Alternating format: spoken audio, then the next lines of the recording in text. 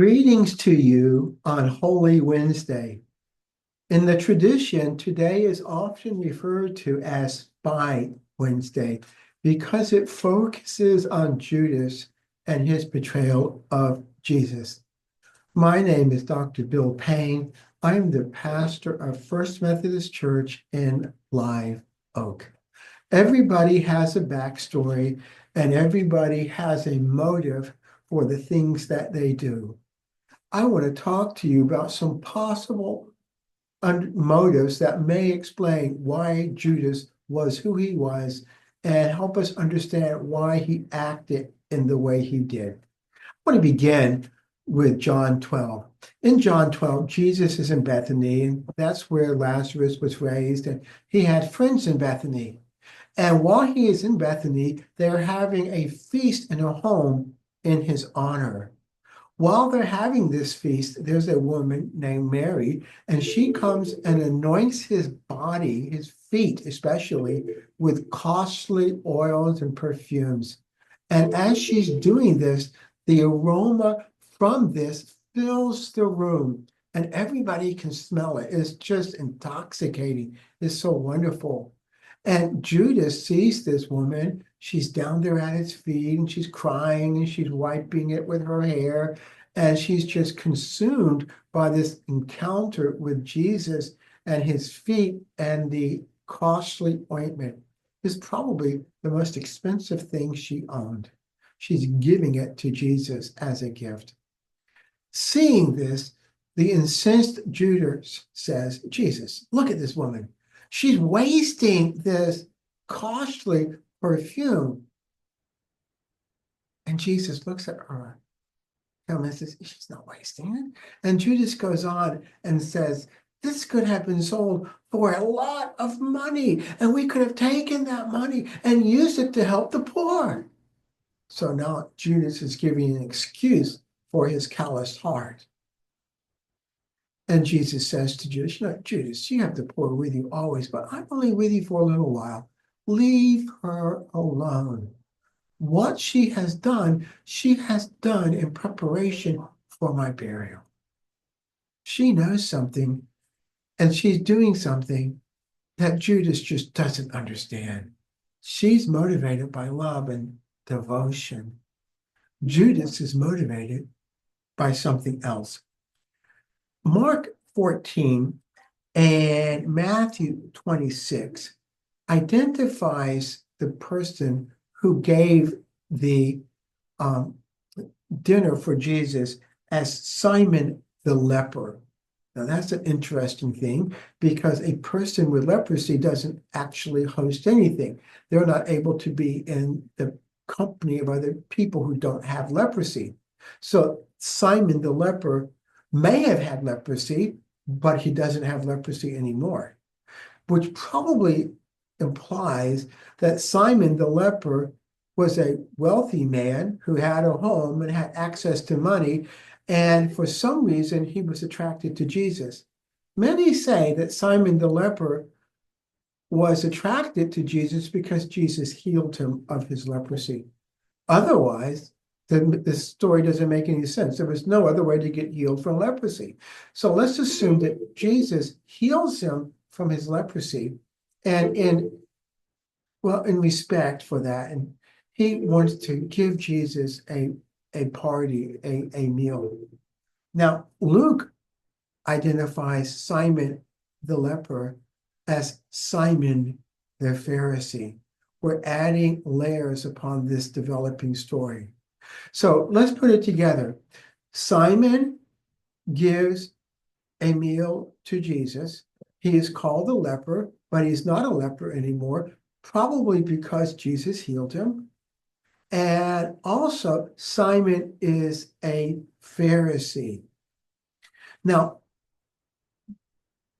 in Simon's house, Judas always has an exaggerated place in all the stories. I want to add one more layer to this. Judas's father is called Simon of Iscariot, and Judas is Judas, the son of Simon.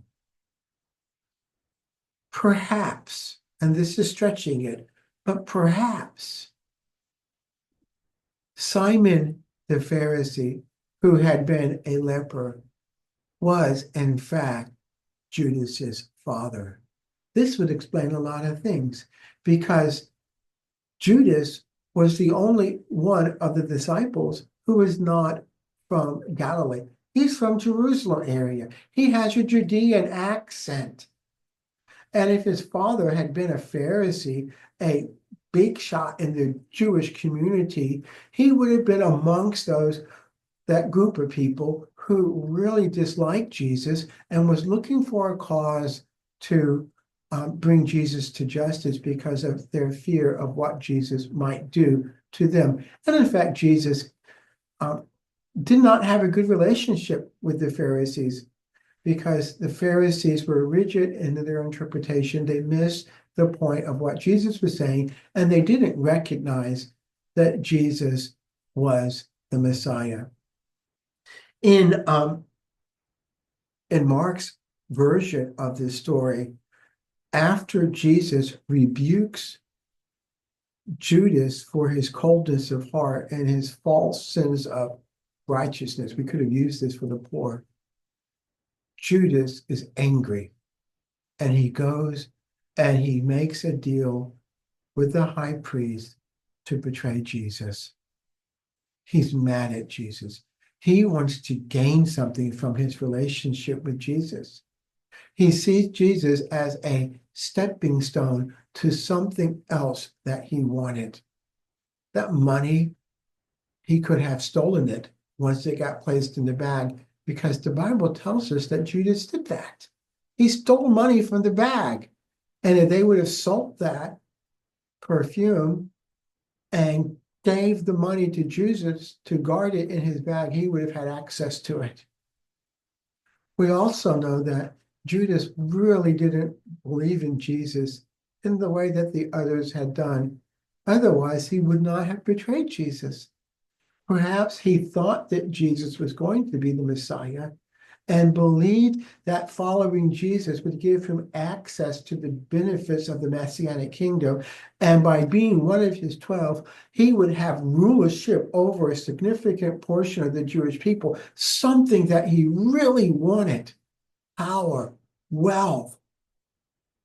And when he realized that Jesus was going to die, he decided that he was going to cut his losses and make a deal. If I can't have a throne, and if I can't have all the positional authority and wealth that comes from that throne, I'm going to sell Jesus for 30 pieces of silver. His heart was not right with God. He followed Jesus, but he didn't love Jesus. He was one of the 12, but he didn't care about the 12. It was all about him. And because of his callousness, it is at this place that Satan was able to manipulate him. And when he did what he did, the Bible says that Satan entered into him. Satan possessed him. He left Jesus, and Satan was standing, waiting for him to possess him and to help him accomplish the great evil that he wanted to do. You know, we have to remain in Jesus. And if we break ourselves off from Jesus, Jesus is going to break himself off from us. We have to follow Jesus. And Jesus says in John 15 that he's the vine, and that the branches that don't bear fruit, that don't stay connected to him, are broken off and thrown into the fire. They're judged.